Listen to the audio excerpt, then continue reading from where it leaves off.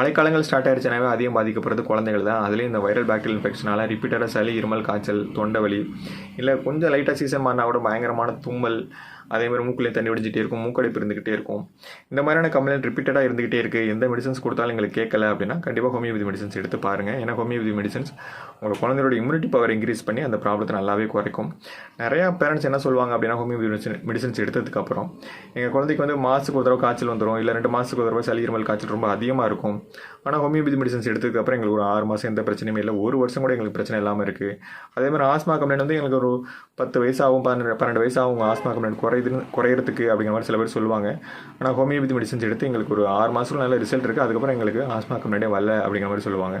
அதேமாதிரி டான்சிலைட்டிஸ், அடினாய்டிஸ் பிரச்சனையுமே சரி, குழந்தைங்க நைட்டு கொரட்டை வர்றாங்க, இல்லை த்ரோட்டில் ஏதாவது முழுங்குறதுக்கு சிரமப்படுறாங்க, அவங்களோட நம்ம ஆப்ரேஷன் பண்ணக்கூடிய கண்டிஷன்ஸோட ஹோமியோபதி மெடிசன்ஸ் எடுத்தால் கூட அந்த டான்சிலைட்டிஸ் பிரச்சனை நல்லா குறையும், அடினாய்டிஸ் பிரச்சனை நல்லா முழுமையாகவே குணமடையும்.